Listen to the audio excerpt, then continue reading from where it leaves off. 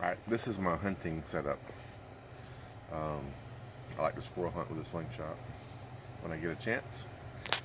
And squirrel season in Alabama is actually 2 weeks earlier this year than in previous years. So in September we can squirrel hunt already. This is what I'll be using, and what I wanted to show you today is the sighting system that I use on the slingshot. I like a really wide fork. It's closer to 4 3/4 inches wide, and so my actual aiming sight is in the middle of the fork more, so I put a little mark there. And so when I'm aiming, I shoot both eyes open, so when I'm aiming I can see this and the target at the same time, and I'll notice that mark there. Now I don't need it there because I shoot a lot, but I'm just putting it there for you guys at home to maybe thinking about putting a spot on your fork. You just even see a little mark. If you close your eyes, of course, or close one eye, you'll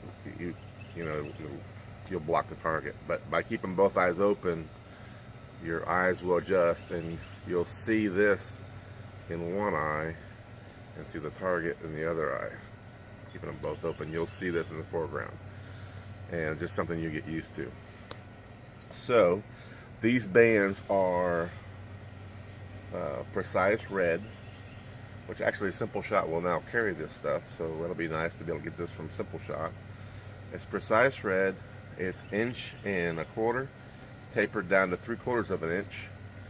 It shoots 1/2 inch ball bearings at 230 feet per second pretty consistently, and therefore a body shot on a squirrel or a rabbit can kill it. And this is what it looks like shooting it. I'll be shooting with both eyes open, and that mark right there will be my reference point.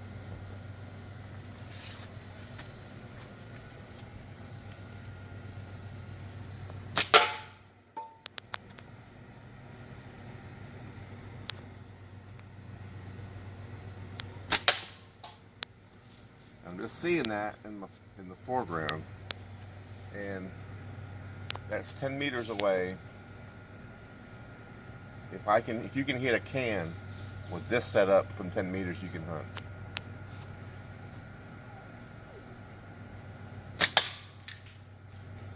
And you can see how hard it hits.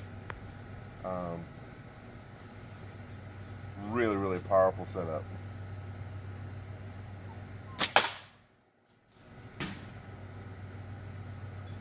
There's a piece of chalk on top, and even with a powerful setup you can still be accurate.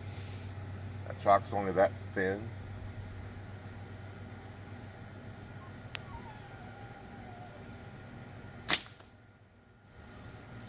Grazed it.